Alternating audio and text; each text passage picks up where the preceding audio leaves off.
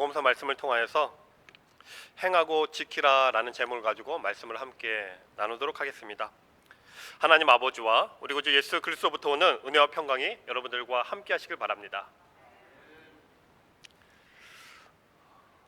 저는 목회자의 길을 가게 된 순간부터 지금까지 같은 고민을 하고 있습니다. 그 고민은 주님께서 불러주신 자가 맞나라는 고민입니다. 이에 대한 답을 늘 감사하게도 말씀을 통하여서 확인해 주시고 깨닫게 해주십니다. 제가 이런 고민을 하게 된 이유는 바로 죄 때문입니다. 제 자신을 보게 될 때마다 목회자로서 부끄러운 모습들과 죄에서 벗어날 수 없는 저의 모습을 보게 될 때마다 이렇게 부족한데 하나님께서 불러주신 자가 맞나? 그런 질문을 갖고 하나님 앞에 기도하게 되어집니다.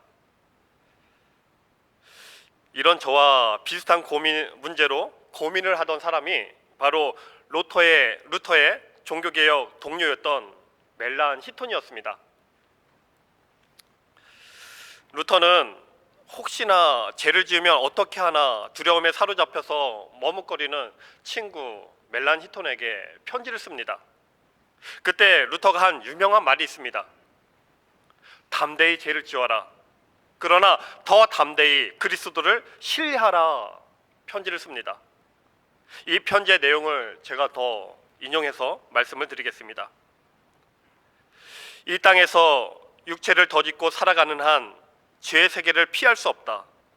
그렇다면 우선 하나님의 말씀을 통해 당신이 죄인이라는 것을 정확히 인식해야 한다. 그러나 그곳에 머물지 말고 그 다음 단계로 넘어가야 한다. 즉 우리의 눈은 그리스도를 향하여 그분의 궁휼하심을 신뢰하고 일상을 용감히 살아가야 한다 라고 루터가 편지를 씁니다. 루터의 이 말은 내 자신의 죄를 보게 될수록 주님을 더 위지하면서 주님을 믿고 신뢰하는 믿음으로 살아갈 수밖에 없다라는 말이죠. 그런 믿음의 길을 가게 하시기 위해서 우리에게 말씀을 주시고 말씀을 통하여서 우리의 죄를 깨닫도록 성령님께서 우리에게 역사하고 계십니다. 말씀을 통하여서 주님을 신뢰하고 위지하지 않고서는 살아갈 수 없는 우리의 자신을 보게 하셔서 주님 앞에서 겸손하게 만들고 주님의 십자가 은혜를 신뢰하고 높이면서 살아가도록 하는 것이 바로 말씀의 역할입니다. 우리가 말씀을 듣고 배우는 이유가 바로 여기에 있습니다. 주님을 위지하는 삶을 살아가기 위해서이죠. 그런데 서기관 바리새인들은 말씀으로 자신들이 높임을 받으려고 했습니다. 2절을 보시면 서기관들과 바리새인들이 모세의 자리에 앉았으니 모세의 자리는 당시 회당에 있던 위자를 가리켜서 말하는 것입니다. 서기관들이 그 위자에 앉아서 율법의 말씀인 모세오경을 가르친다고 해서 그 위자를 가리켜서 모세의 자리로 그렇게 부른 것 같습니다. 모세의 자리는 하나님의 말씀을 가르치고 전하기 위해서 모세의 자리가 존재하는 것이지 그 자리에 앉은 자를 높이기 위해서 존재하는 자리는 아니었습니다. 그런데 서기관들은 자신들이 모세의 자리에 앉아서 하나님의 말씀을 가르쳤기 때문에 모세의 자리에 앉는다라는 것부터가 일반 백성들과는 다르다라는 그런 권위의식을 갖고 있었습니다. 유대인의 회당에 모세의 자리가 있다면 오늘날 교회는 설교대가 있습니다. 그런데 이 설교대는 아무나 설 수 없는 거룩한 곳으로 우리에게 인식이 되어 있죠. 그러한 인식으로 인해서 설교대는 교회 내에서 목사만 설 수 있는 권위의 상징이 되었습니다. 그러니까 말씀의 권위보다는 하나님의 말씀을 전하는 사람이라는 것 때문에 말씀보다는 목사에게 더 초점을 두고 있습니다. 그래서 목사와 평신도를 다르게 바라보죠. 목사를 평신도보다 더 거룩한 자로 여기고 있습니다. 그러한 모습이 서기관들과 바리새인들의 모습이었고 오늘날 많은 교회의 모습입니다. 예수님은 그러한 모습들을 책망하고 계신 것이 바로 오늘 본문의 말씀입니다. 모세의 자리에서 권위는 하나님의 말씀인 율법의 권위가 있는 것이지 율법을 전한다고 앉아있는 사람에게 권위가 있는 것이 아닙니다. 세상의 자리는 그 자리에 앉은 사람에게 권위가 주어집니다. 대통령이면 대통령의 자리에 앉은 사람에게 권위가 주어지는 것이고, 장관이면 장관의 자리에 앉은 사람에게 권위가 주어지는 것이 세상의 방식입니다. 그런데 모세의 자리는 다릅니다. 모세의 자리에 앉은 사람은 모세의 율법을 가르치고 전하는 역할을 하는 도구일 뿐입니다. 하나님은 서기관을 세워서 유대 백성들이 가르침을 받도록 하셨죠. 그렇기 때문에 권위는 하나님의 말씀에 있는 것이지 사람에게 권위가 있는 것이 절대로 아닙니다. 그런데 이 사실을 알지 못할 때 나오는 현상이 그 자리에 앉은 사람이 말씀의 권위를 가로챕니다. 나는 하나님의 말씀을 전하고 가르치는 자이기 때문에 자신을 거룩한 자라고 여겨버리는 것이죠. 그러한 모습이 서기관과 바리새인들에게 나타났던 병폐이고, 오늘날 교회에서도 이러한 병폐를 수없이 우리가 볼 수가 있습니다. 그래서 예수님은 3절에서 그러므로 무엇이든지 그들이 말하는 바는 행하고 지키되 그들이 하는 행위는 본받지 말라. 그들은 말만 하고 행하지 아니한다라고 말씀하십니다. 이 말씀은 서기관들이 말했던 내용들은 하나님의 말씀이었습니다. 율법은 하나님의 말씀이기 때문에 행하고 지켜야 한다 말씀하십니다. 다만 그들의 행위는 잘못된 신앙의 모습이기 때문에 본받지 말라고 말씀하십니다.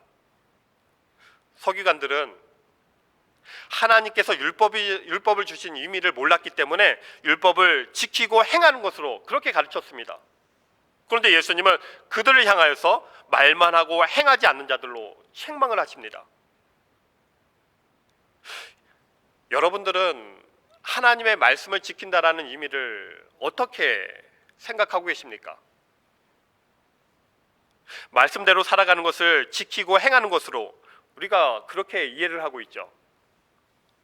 안식일을 거룩히 지키라는 말씀을 주일 예배에 빠지지 않고 열심히 신앙생활하는 삶을 살아가면 그것으로 안식일을 거룩히 지키고 행한 것으로 우리는 그렇게 이해를 하고 있습니다.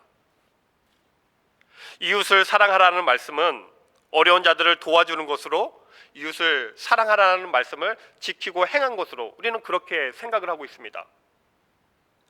그런데 그러한 실천은 서기관 바리새인들이 아주 잘 행하고 지켜왔던 일들입니다. 그런데 예수님은 그들을 향해서 말만 하고 행하지 아니한 자들로 말씀하고 계십니다. 예수님이 행하고 지키지 않았다고 말씀하시는 것은 서기관 바리새인들이 행하고 지킨다라는 의미를 잘못 알고 있었기 때문에 그렇습니다. 우리 역시도 행하고 지킨다라는 말씀의 의미를 잘못 알고 있다고 할 수가 있습니다. 하나님께서 율법을 주신 이유는 율법을 지키고 실천하라고 주신 것은 맞지만 율법을 지킴으로 인해서 율법을 지킬 수 없는 우리의 모습을 보게 하시기 위해서 주신 것이 바로 율법입니다. 나 외에 다른 신을 섬기지 말라라는 것이 하나님께서 우리에게 주신 첫 번째 계명입니다. 그런데 여러분들 하나님만 섬기고 계십니까? 나는 하나님만 사랑하고 있다고 자신하실 수가 있으십니까? 하나님보다도 내 자신을 더 사랑하는 것이 우리들이고, 하나님보다도 내 가족을 더 사랑하고 생각하고, 아마 하나님보다도 돈을 더 사랑하는 자들이 우리가 아닐까요?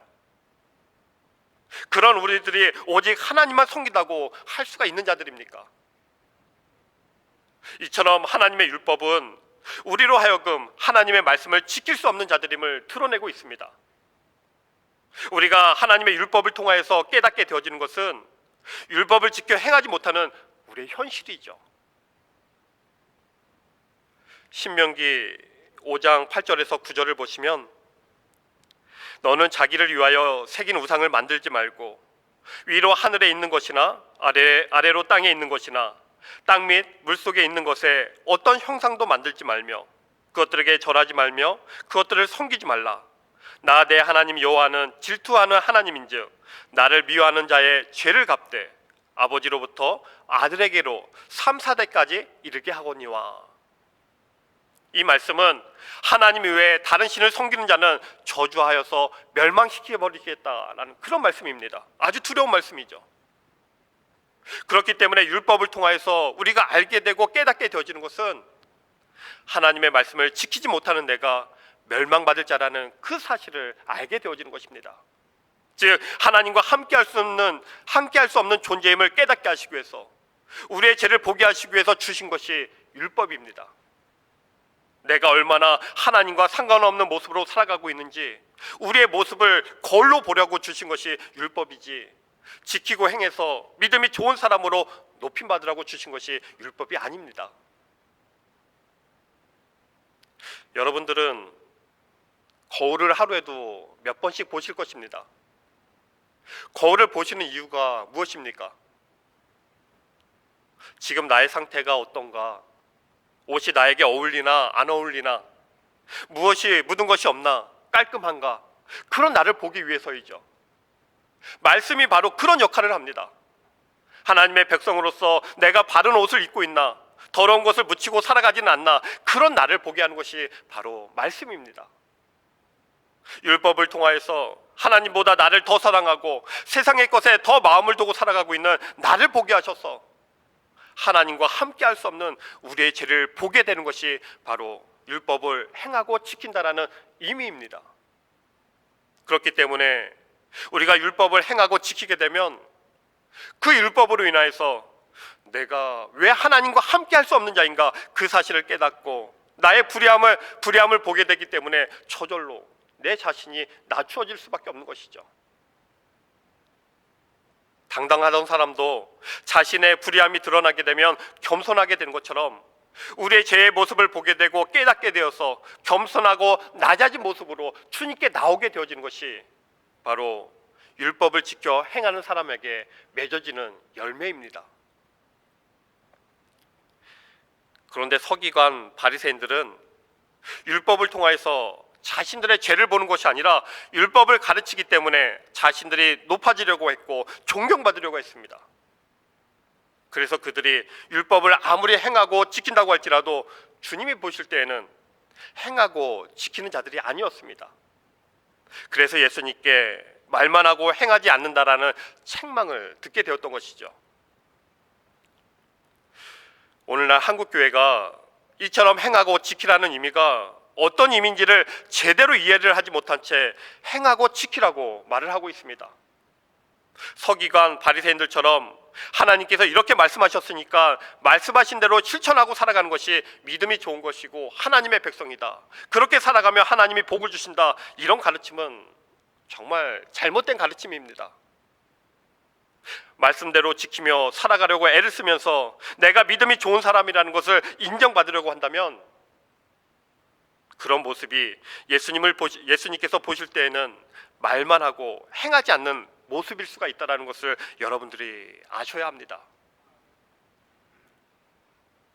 서기관과 바리새인들은 하나님의 말씀을 전하고 가르친다라는 이유로 섬김을 받으려고 하고 선생으로 칭함받기를 좋아했습니다. 오늘날 목사들도 말씀을 전하고 가르치는 자리에 있다라는 이유로 존경받는 선생과 지도자로 대접받기를 원하고 있죠.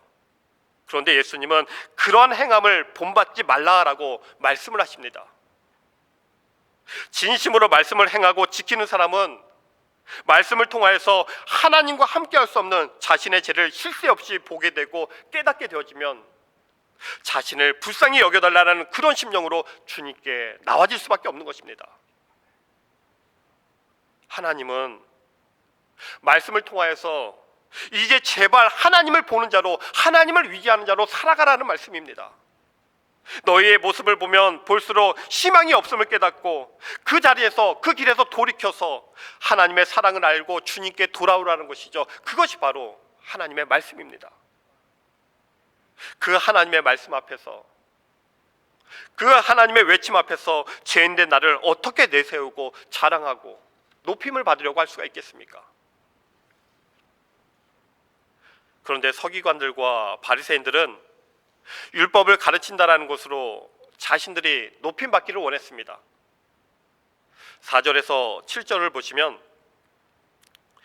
또 무거운 짐을 묶어 사람의 어깨에 지우되 자기는 이것을 한 손가락으로도 움직이려고 하지 아니하며 그들의 모든 행위를 사람에게 보이고자 하나니 곧 그 경문띠를 넓게 하며 옷을 길게 하고 잔치의 윗자리와 회당의 높은 자리와 시장에서 문안받는 것과 사람에게 랍비라 칭함받는 것을 좋아하느니라.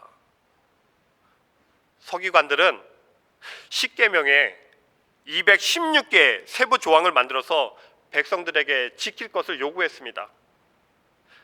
그들이 그러한 조항을 만들어낸 이유는 하나님의 말씀을 더욱 잘 지켜서 하나님 백성답게 살아가겠다라는 그런 의도가 아니라 단지 말씀을 가르치는 선생이라는 위치에서 자신의 선생됨을 더욱 드러내기 위해서 그런 조항을 첨가했을 뿐입니다. 그리고 그들은 자신들이 만들고 가르친 조항을 지키는 것에는 전혀 관심을 두지 않고 백성들에게만 지킬 것을 강요를 했습니다.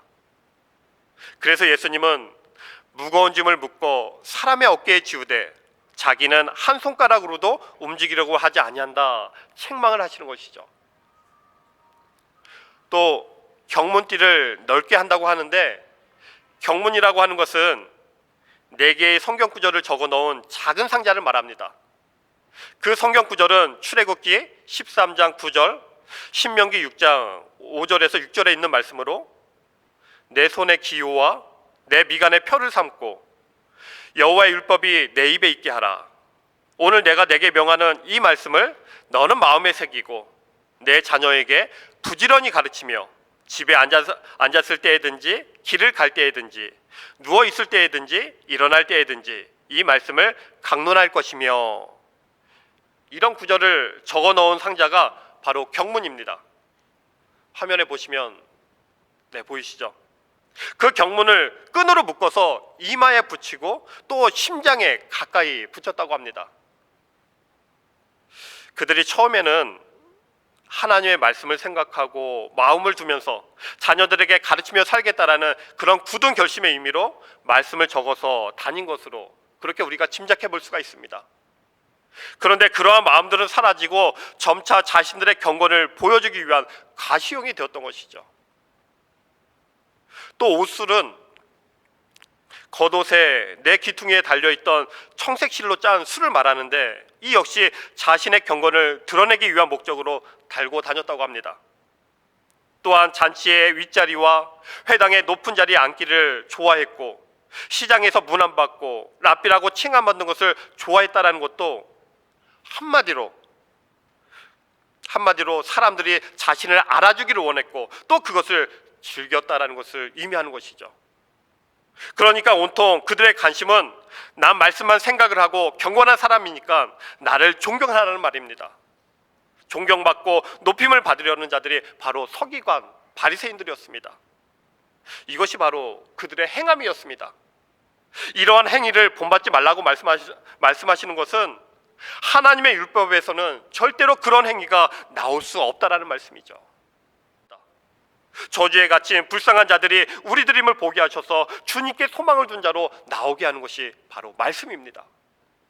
그렇기 때문에 말씀을 지켜 행할 때 드러나게 되어지는 것은 낮아짐이고 겸손함입니다.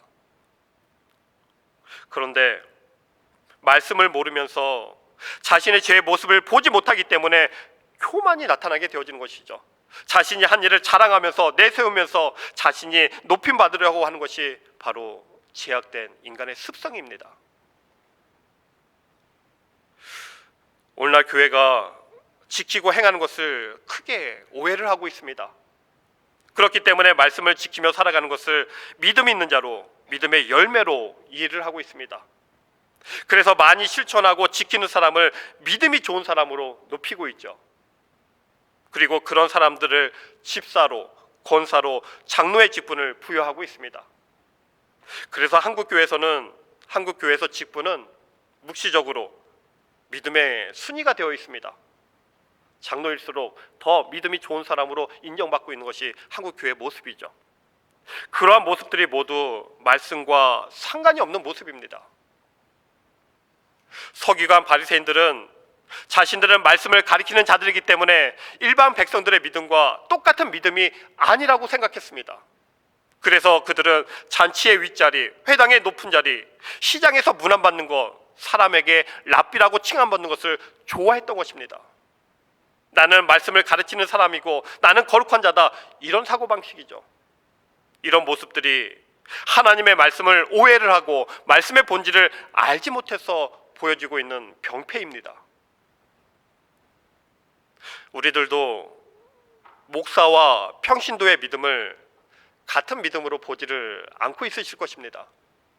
목사의 믿음이 평신도들의 믿음보다 차원이 높은 그런 믿음으로 여기고 있으실 것입니다.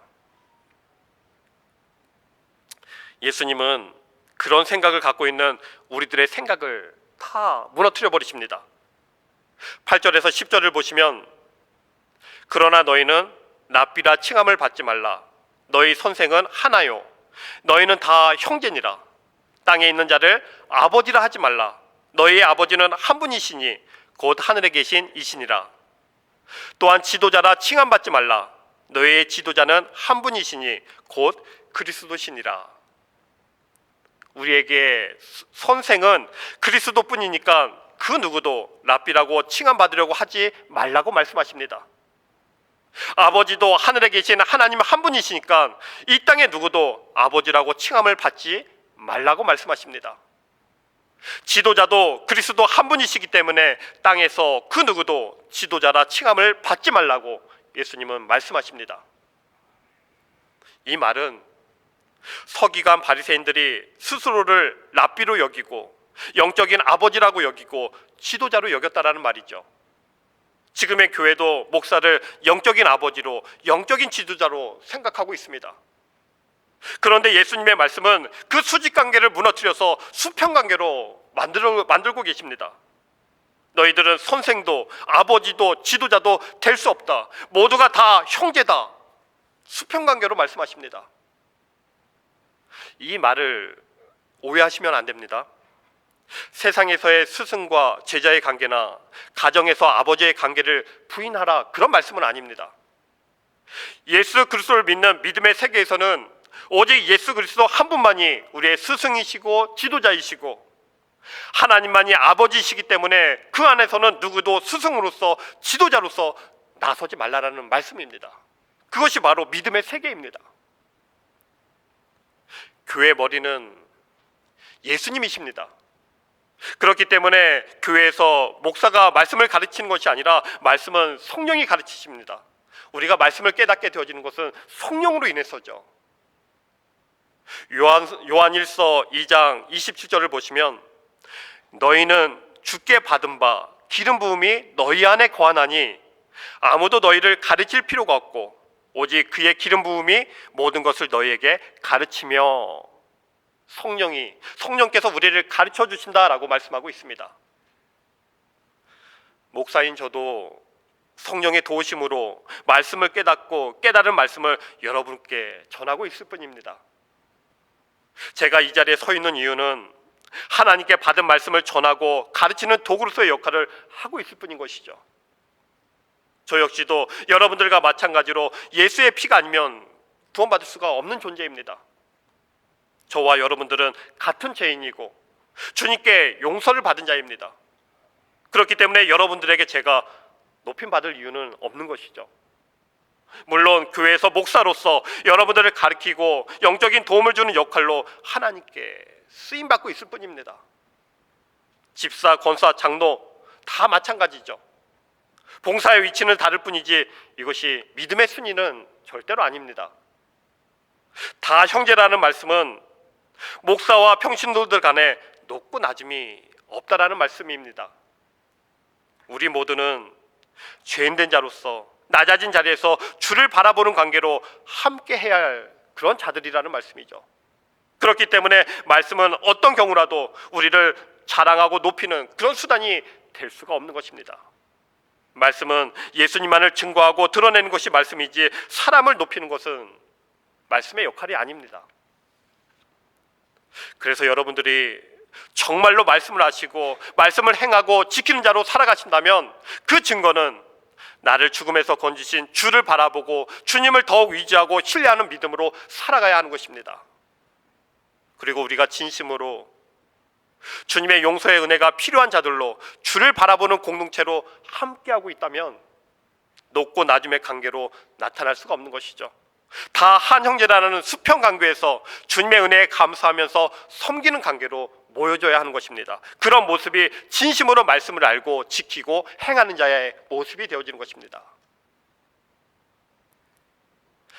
11절에 보시면 너희 중에 큰 자는 너희를 섬기는 자가 되어야 하리라. 우리 중에 우리를 섬기는 자가 큰 자라고 말씀하십니다. 그럼 누가 큰 자입니까? 여러분을 섬기는 자를 찾으면 됩니다. 누가 여러분을 섬기고 계시나요? 주위를 한번 둘러보시죠. 저인가요? 자신의 목숨을 내어놓고 여러분을 섬기신 분은 예수님이십니다. 우리를 섬겨주신 분은 예수님밖에 없습니다. 죄로 인해서 저주에 있는 여러분들을 섬겨줄 사람이 누가 있겠습니까? 죽음에 있는 여러분을 영원한 생명을 가진 자로 바꿔줄 사람이 누가 있겠습니까? 어느 누가 우리를 그렇게 섬겨줄 수가 있겠습니까? 그래서 예수님이 저와 여러분들에게는 가장 크신 분입니다.